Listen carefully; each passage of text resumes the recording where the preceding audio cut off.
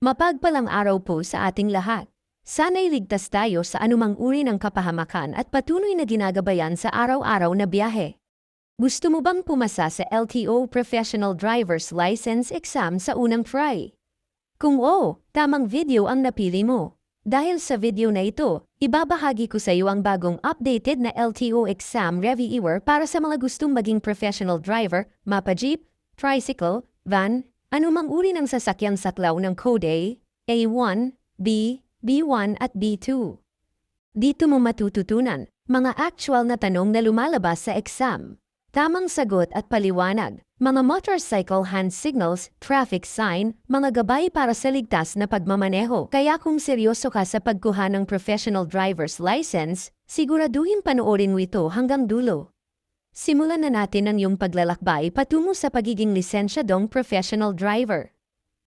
Aling larawan ang nagpapakita ng ipinagbabawal na pag-overtake?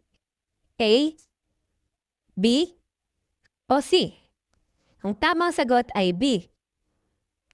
Ano ang dapat na kulay ng taillight ng motorsiklo? A, asul, B, pula, C, dilaw. Ang tamang sagot ay B, pula. Ano ang ibig sabihin ng ilaw trapiko na ito? A, humanda sa paghinto, B, huminto kapag nagpalit ng pula, C, huminto kung kinakailangan. Ang tamang sagot ay A, humanda sa paghinto.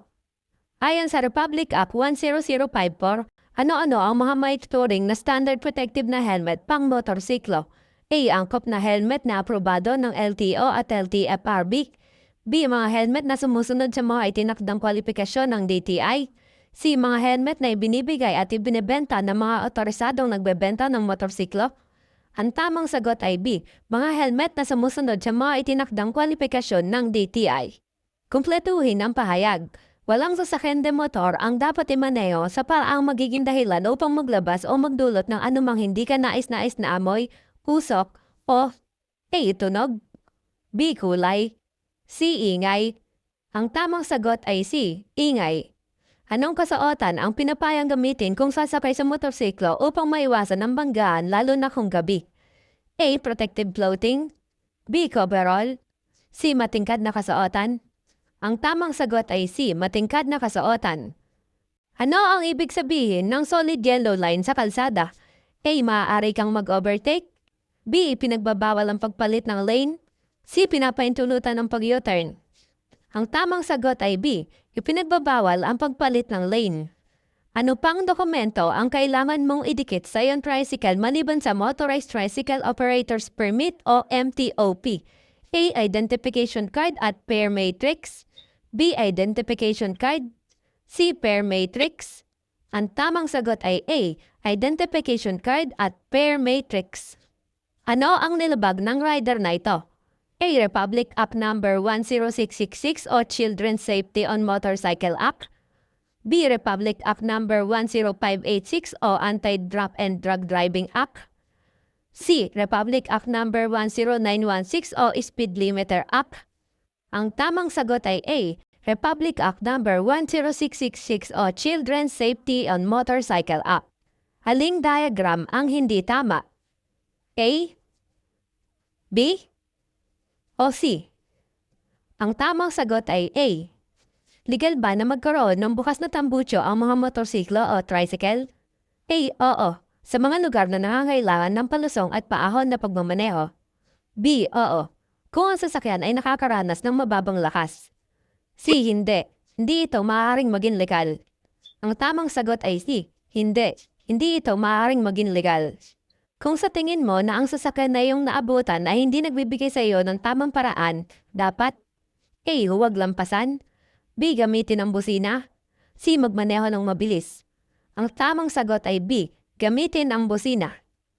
Nasa rotonda ka na at malapit nang lumabas. Kailan ka dapat magsenyas?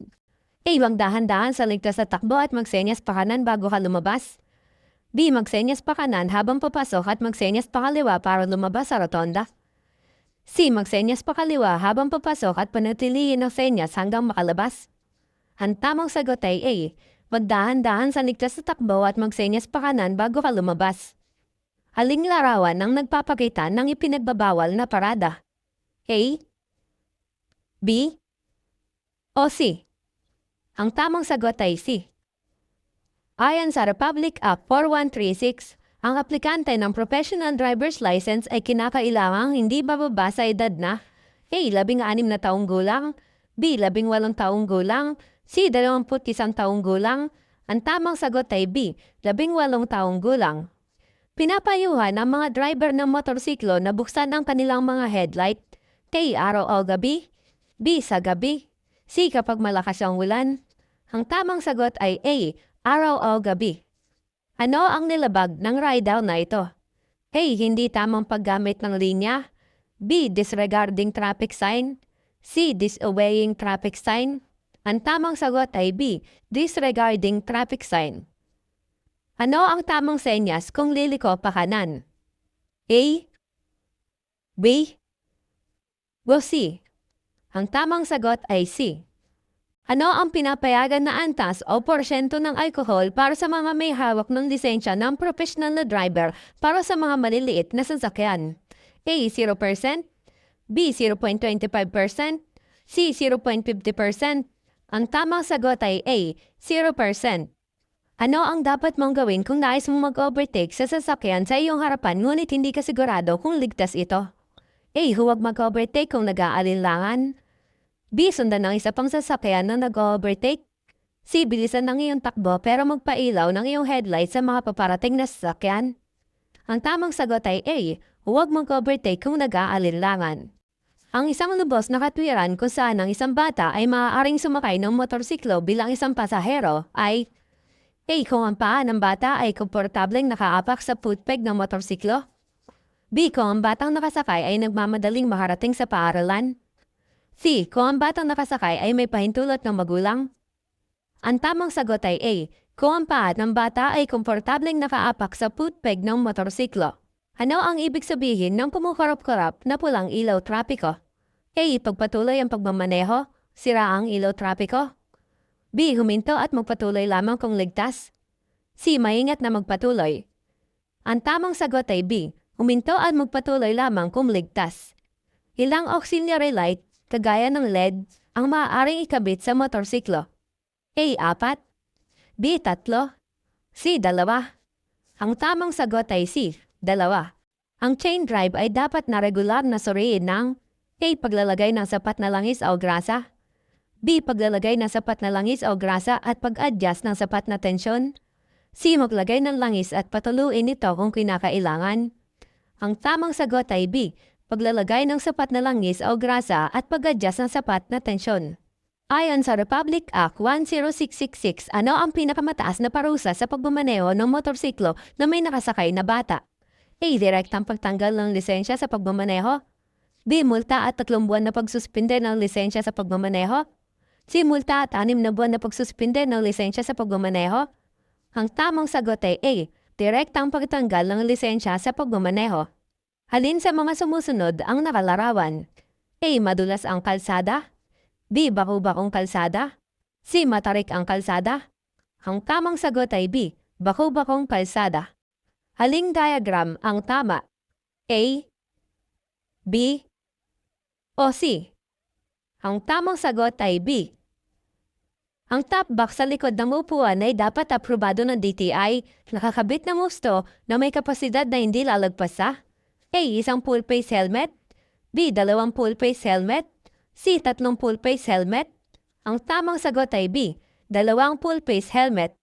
Ang driver ng transport network vehicles kagaya ng Grab, Angkas ay kailangan mayroong A. Student permit, B. Professional driver's license, C. Non-professional driver's license. Ang tamang sagot ay B. Professional driver's license. Ang paghatid ng mga pagkain gaya ng pizza, burger at iba pa gamit ang motorsiklo ay isang trabaho na kinakailangan ng bilis.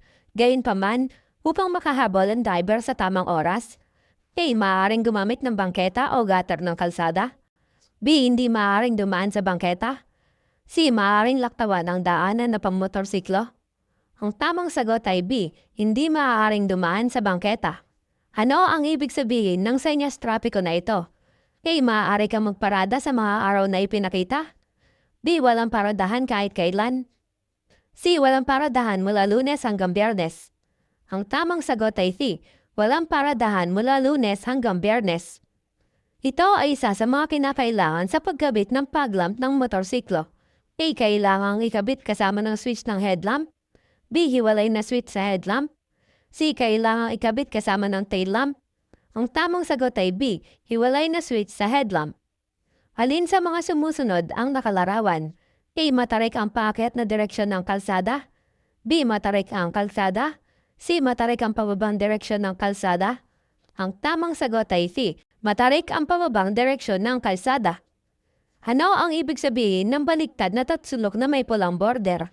A. Huminto at tumuloy. B. Magdaan-dahan. C. Magbigay ng karapatan sa daan. Ang tamang sagot ay C. Magbigay ng karapatan sa daan.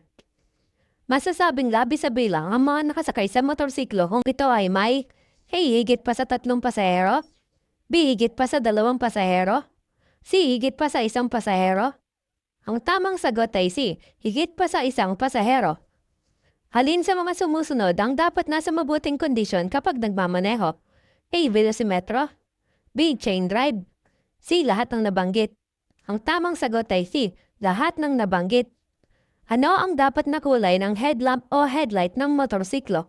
A. Pula o dilaw. B. Dilaw o asul. C. Puti na medyo dilaw o dilaw.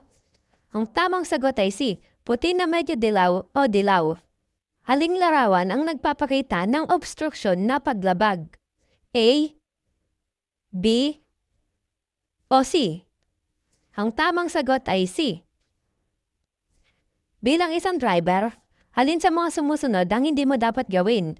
A. Magmaneho bago makaupo ang mga pasahero. B. Magsignal kung kinakailangan kapag bumabatak. C. Bigyan ng oras sa mga pasahero at ibakita ang pagsasaalang-alang. Ang tamang sagot ay A. Magmaneho bago makaupo ang mga pasahero. Habang nagmamaneho sa gitnang lane, pinara ka ng traffic enforcer at magpapaliwanag na sa iyong violation. Ano ang susunod mong gagawin? A. Ibigay ang iyong lisensya sa pagmamaneho at maghintay.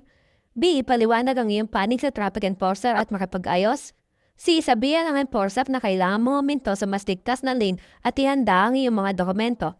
Ang tamang sagot ay C. Sabihan ang enforcer na kailangan mong huminto sa mas ligtas na lane at ihanda ang iyong mga dokumento. Motorcycle hand signals laging kasama sa exam kaya intindihing mabuti at huwag baliwalain. Ito ay napakahalaga dahil dito pa lang ay may 18 points ka na agad. Left turn, kaliwa. Iunat ang kaliwang braso pakaliwa, palad pababa. Ibig sabihin, dilikom pakaliwa. Right turn, kanan. Itaas ang kaliwang braso na nakabaluktot. Ibig sabihin, dilikom pakanan. Stop, hinto. Iunat ang braso pababa, palad paatras. Ibig sabihin, hihinto. Slow down, bagalan. Iunat ang braso pababa at igalaw pataas pababa. Ibig sabihin, magbawas ng bilis. Speed up, pabilisin. Iunat ang braso, palad pataas. Ibig sabihin, dagdagan ang bilis. Hazard in road. Ituro ang panganib sa daan. Ibig sabihin, may delikado sa kalsada. Follow me. Itaas ang braso, palad pasulong. Ibig sabihin, sumunod sa akin. Come around, take the lead. Itaas ang braso, palad pasulong. Ibig sabihin, sumunod sa akin. Igalaw ang daliri mula likod papunta sa harap. Ibig sabihin, mauna ka. Pull off. Ituro ang gilid habang umiikot ang kamay. Ibig sabihin, tumabi. Single file. Itaas ang isang daliri. Ibig sabihin, isahang linya.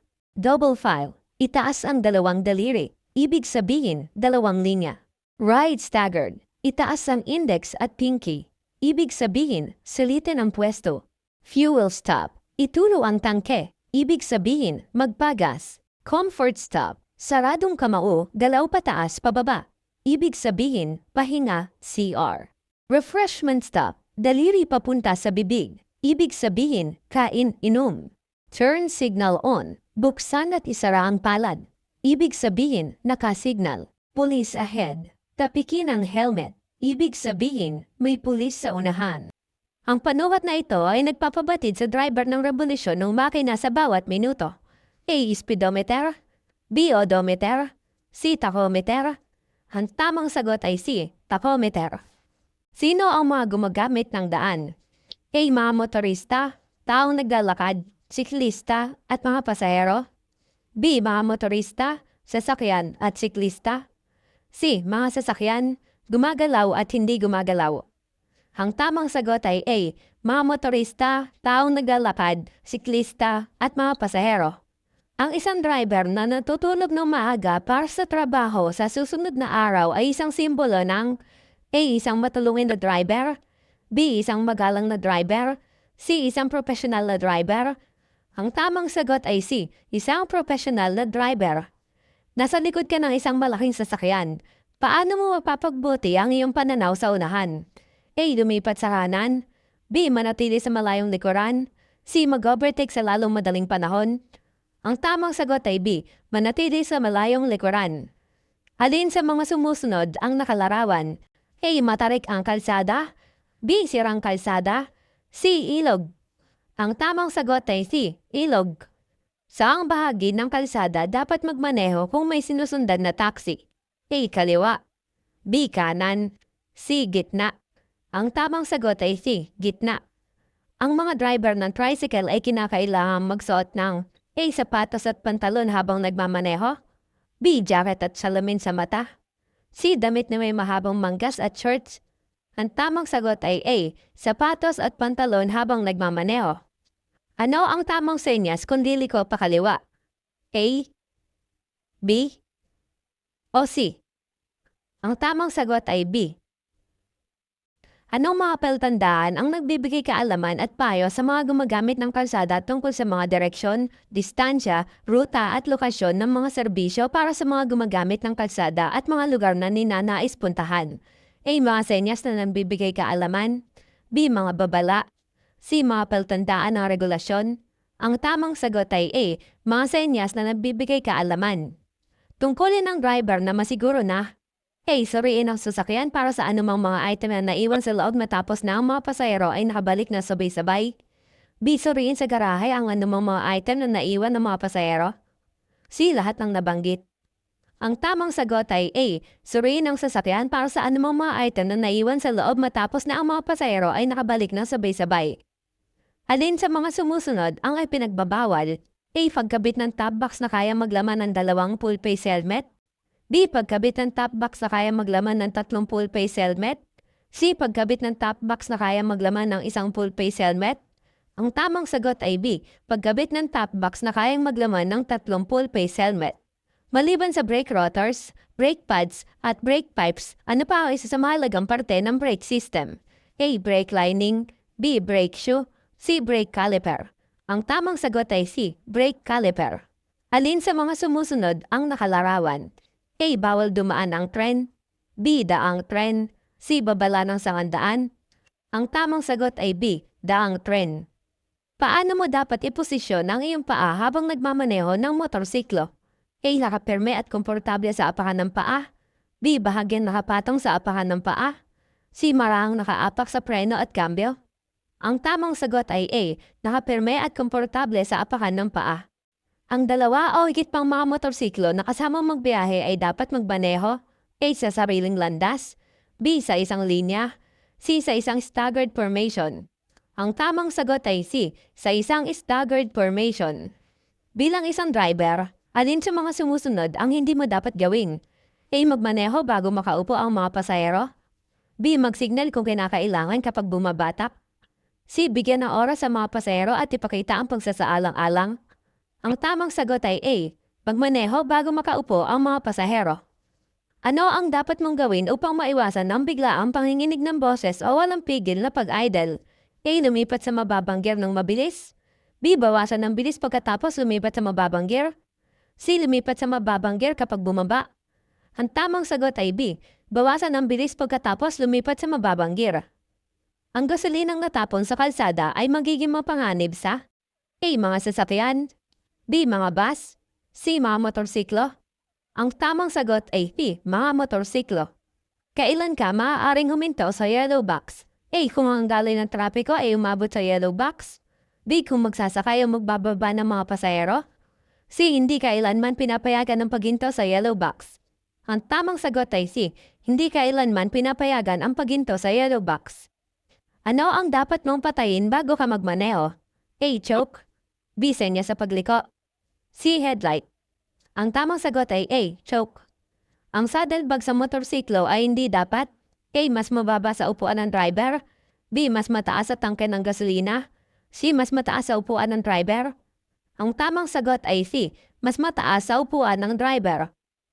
Alin sa sumusunod ang nakakahulugang pagtatapos ng itinakdang bilis? A.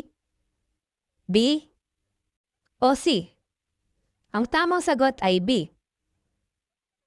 Aling diagram ang tama? A. B. O C.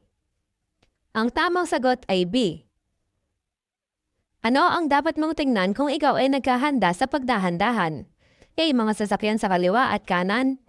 B. Neutral na kambyo. C. Mga sasakyan sa harap at likuran. Ang tamang sagot ay C. Mga sasakyan sa harap at likuran. Ano ang dapat na sukat ng pinasadyang registered box o carrier ng motorsiklo? A. 2 feet by 2 feet by 2 feet.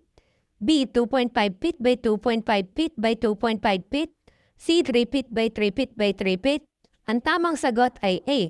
2 feet by 2 feet by 2 feet. Ano ang dapat mong gawin kung may dalawang pasahero na nais sumakay sa iyong single na motorsiklo? A. Hayaan ngunit magmaneho ng mabuti. B. Huwag hayaan ang dalawang pasahero na sumakay sa iyo. C. Huwag dumaan sa kalye na may maraming tao at sasakyan. Ang tamang sagot ay D. Huwag hayaan ang dalawang pasahero na sumakay sa iyo. Ano ang nilabag ng rider na ito? A. Smoke belching. B. Pillion riding law. C. Excess passenger. Ang tamang sagot ay C. Excess passenger. Ano ang hindi minumukahing gawin kung ikaw ay mag-U-turn? A. Pagtingin sa lilikuan bago lumiko. B. Pananatili sa kaliwang bahagi ng pinakaloob na lane. C. Pagpreno ng gulong sa harapan.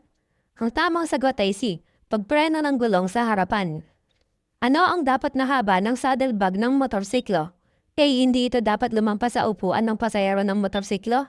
B. Hindi ito dapat lumampas sa dulo ng motorsiklo. C. Hindi ito dapat lumampas sa likurang gulong ng motorsiklo. Ang tamang sagot ay B. Hindi ito dapat lumampas sa dulo ng motorsiklo. Habang nagmamaneho ng pataas, ano ang kailangan mong gawin kung sira ang iyong clutch cable at hiwa sa dalawa? A. Maingat na iparada ang tricycle pagkatapos tumawag at maghintay para sa isang kwalipikadong mekaniko. B. Paandarin ang makina at magmaneho pababa.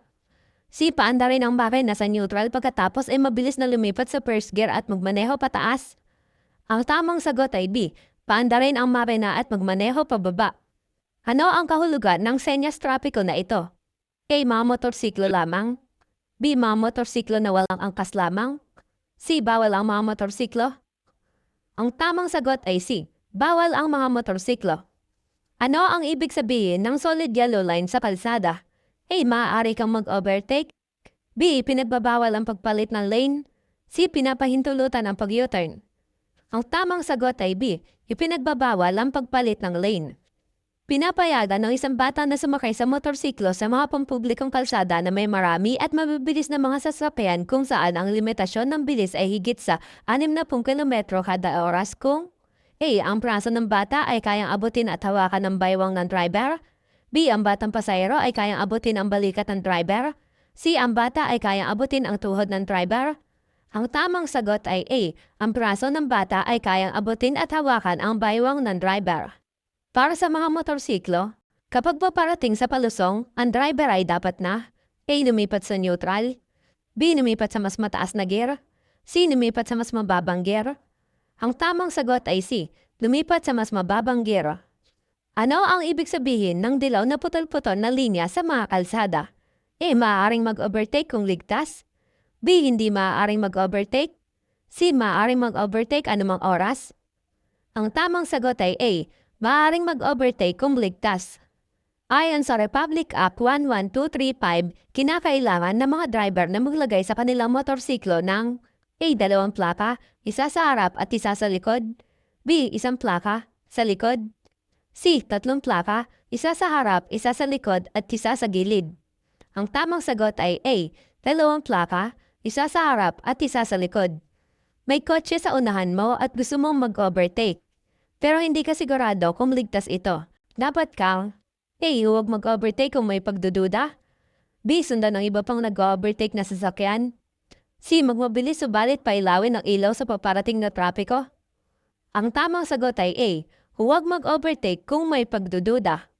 Ikaw ba ay obligadong kumuha ng Certificate of Public Convenience mula sa LTFRB bago ka magmaneho ng iyong tricycle? K. Oo. B. Hindi. C. Depende sa sakop ng biyahe. Ang tamang sagot ay B. Hindi. Ano ang isa sa mga kinakailangan sa paggamit ng Standard Protective Helmet? A. Kinakailangan na nakalagay sa sticker ang bansang pinagmulan at top o brand ng helmet. B. Ang ICC o PS sticker ay kinakailangan na nakikita at nakalagay sa likod ng helmet. C. Kinakailangang masakop ng helmet ang buong mukha o ulo para sa kaligtasan. Ang tamang sagot ay B. Ang ICC o PS sticker ay kinakailangan na nakikita at nakalagay sa likod ng helmet. Ano ang dapat na maximum na timbang ng iyong motorsiklo? A. 2 beses ng bigat ng iyong katawan. B. 3 beses ng bigat ng iyong katawan. C. 4 na beses ng bigat ng iyong katawan. Ang tamang sagot ay B. 3 beses ng bigat ng iyong katawan. Ano ang dapat na suriin ng driver sa motorsiklo? A. Saddlebag, top box, oil ng makina, transmission fluid, pedal ng preno at speedometer. B. Reserbang gulong, brake pads, brake shoe at silinyador.